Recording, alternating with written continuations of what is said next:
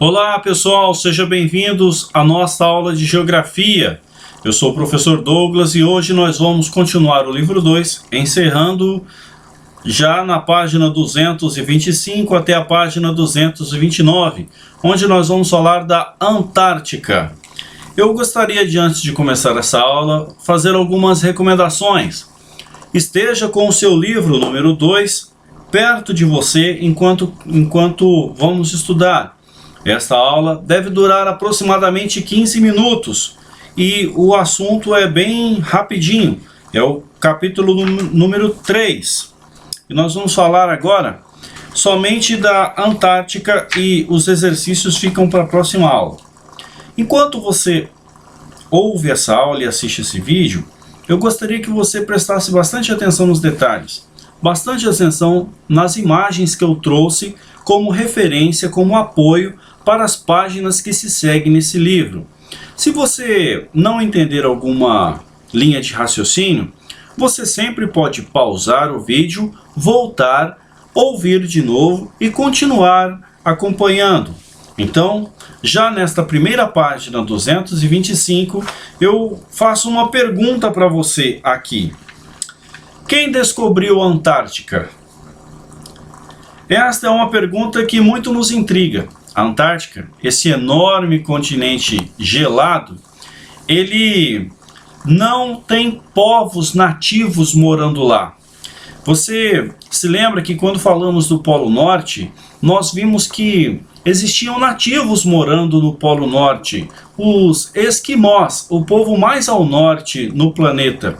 E eles desenvolveram um estilo de vida muito particular ali no norte.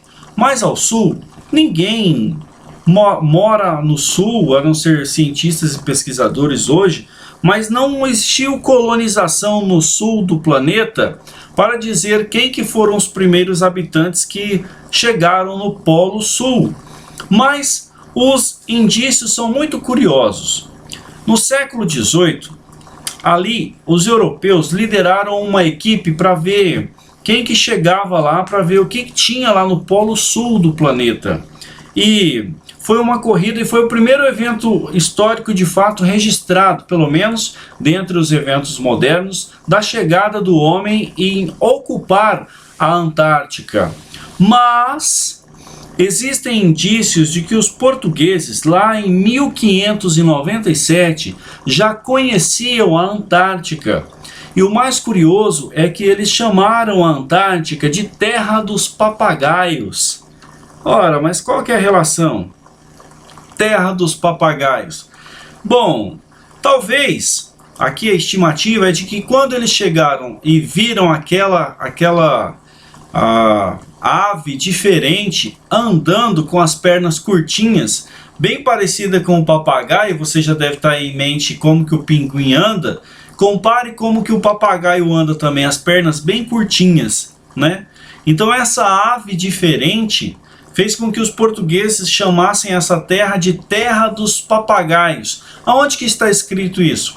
Nos mapas, nos registros cartográficos lá do século XVI, no período em que as grandes navegações eram dominadas por Portugal e Espanha, sobretudo no contorno da África, pelo sul, para sair da Europa e chegar até as Índias com o comércio de especiarias. Pois bem, mas antes ainda, lá no século VII, nós vamos ver também que a tribo Maori já faz menção. Os Maori são da Austrália, mais precisamente da Nova Zelândia, da Oceania, mas da ilha da Nova Zelândia. Você vai ver a tribo chamada Maori. E eles já fazem menção sobre esta região extremamente gelada do planeta. Mas se nós voltarmos ainda mais no tempo, os gregos já diziam: olha, deve existir uma terra distante daqui que para promover um equilíbrio no planeta, e essa terra deve ser muito gelada. Então são as especulações. O fato é que esse continente ele desperta o fascínio. Ora, você já deve ter ouvido algumas teorias da conspiração com relação a por que ninguém mora no Polo Sul? Será que o Polo Sul não tem nada que possa oferecer? Bom, de fato, meus caros alunos, morar na Antártica é um desafio para o homem, mesmo com toda a tecnologia que nós dispomos hoje. Em alguns lugares, no inverno, a Antártica chega a ter 50 metros de neve. Opa, neva 50 metros todo ano? Não, mas 50 metros de gelo que vão sendo compactados ao longo das décadas e décadas, formando grandes placas. E qual que é a relação direta com a ocupação humana aí? Bom, o homem, ele precisa ocupar um espaço, primeiro, que seja agricultável. Qual que é a finalidade dele ocupar uma terra que não dá para produzir nada na terra? Não é mesmo? Então, os desafios da Antártica são muitos. Existem riquezas, ainda estão estudando as riquezas da Antártica, mas a ocupação ela é algo que hoje ela só serve como base para pesquisas científicas, sobretudo pesquisas do clima.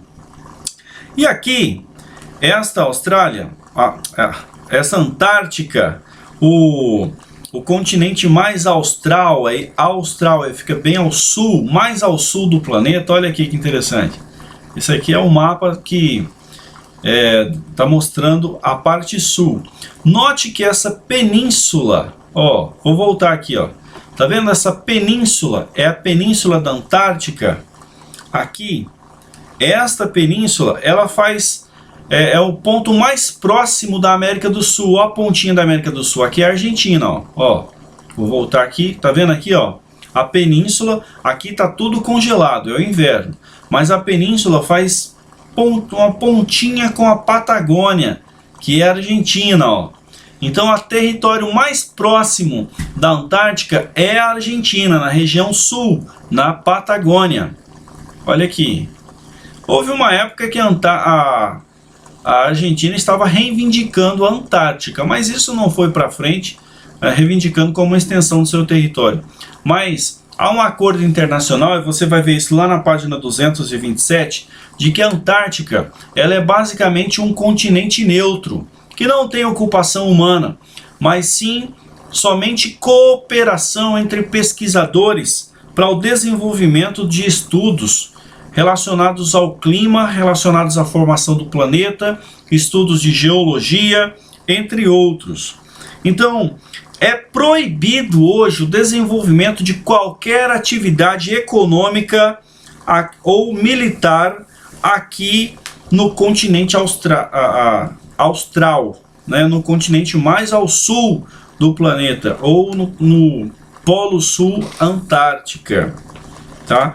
Mas aqui nós temos vários pontos de apoio, inclusive o Brasil tem pesquisas que se desenvolvem ali.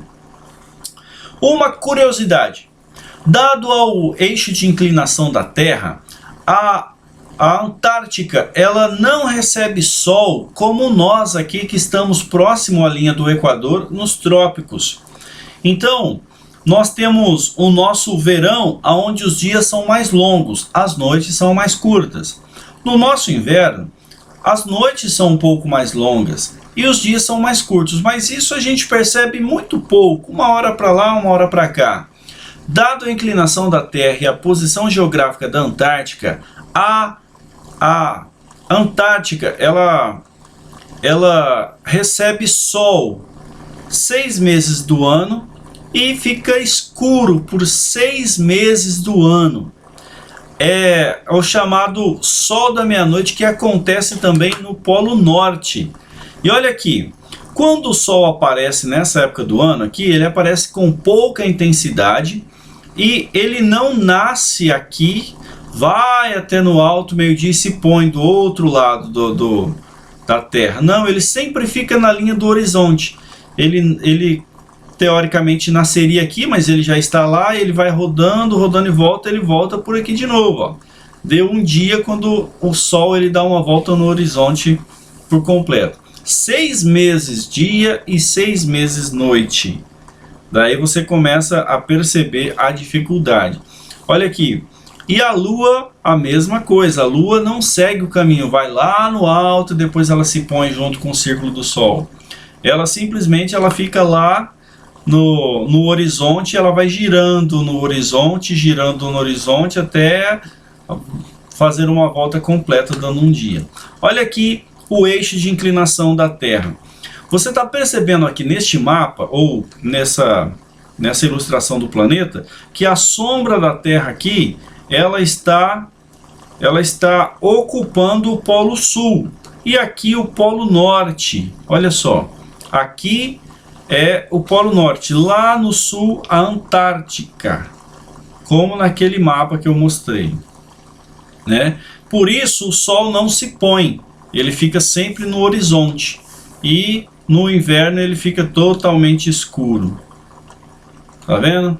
Olha aqui, ó a sombra da Terra projetada sobre si mesmo, tá vendo? Pois bem, e aqui um exemplo de bases militares. Aliás, bases científicas. Bases militares são proibidas, militares, econômicas, mas basicamente pesquisa científica. Tem uma dessas bases aqui, o Brasil tem base aqui, e nós tivemos um problema, que é justamente um incêndio na base brasileira, e morreu ali algumas pessoas. Eu acho que morreu um sargento que ele estava tentando salvar as pesquisas, foi um verdadeiro herói, mas perdeu a vida, e o outro ficou gravemente ferido. Mas as pesquisas foram salvas. Aí o Brasil está reconstruindo novamente, é a base Comandante Ferraz, que fica lá no sul, é a nossa base de pesquisa, é a Marinha que é responsável por essa base. Legal? E olha aí, esta imagem é a que tem na página 228, aqui os pinguins. E aqui nós vamos falar sobre os ecossistemas antárticos. Não existe árvores no sul do planeta. A Antártica ela é totalmente congelada. O que vai sobreviver ali são apenas alguns líquens, musgos e até mesmo alguns fungos. Mas mesmo esses são muito raros. É uma localização do planeta onde a vida animal ela é superior à vida vegetal, sobretudo no litoral, na costa. No centro, no interior do continente, não existe vida, é um deserto gelado.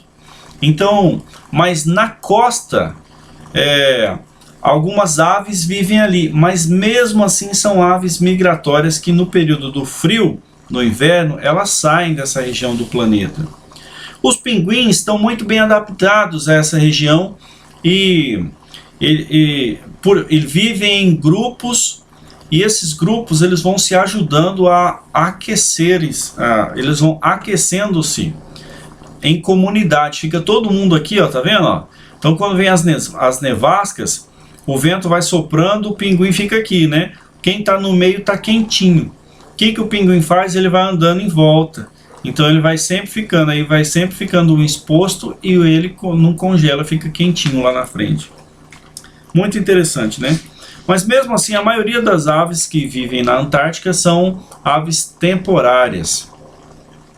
E aí, para encerrar, com relação ao clima, olha aqui, com relação ao clima, basicamente, o clima é frio o ano todo, mas no verão há um derretimento dessas calotas polares no sul e elas se reconstroem novamente. Claro, existem uma quantidade de gelo aqui que não deve derreter, e há uma preocupação com relação ao aquecimento global, porque se essa quantidade toda de água que fica congelada como reservatório, ela começa a derreter, o oceano vai começar a encher dessa água e ele pode afetar diretamente a vida nas cidades que são litorâneas. Bacana, pessoal? Quero pedir para você fazer uma atividade da página 220 e 231. Aliás, aqui é 220, 230, aqui eu coloquei ao contrário, ó. Então ouça bem. É 230 e 231. 230 e não 330, eu inverti aqui, e 231. Quando que você vai fazer? Faça agora, são 2 páginas. Aproveite que você acompanhou o raciocínio, faça essa atividade agora. Nós vamos corrigi-la na semana que vem, tá bom? Mas faça ela agora, faça o mais rápido possível, faça daqui a pouco. Não perca tempo. Se nós estivéssemos na sala de aula, você faria. Você começaria a fazê-la. Tudo bem? Pessoal, no mais, muito obrigado por acompanhar essa aula. Eu espero que logo, logo a gente esteja junto. Eu gostaria de poder ouvir as suas perguntas e os comentários. Tem muita coisa para a gente poder falar sobre esse assunto. Tá bom? Mas por hoje é só. Muito obrigado e até a próxima.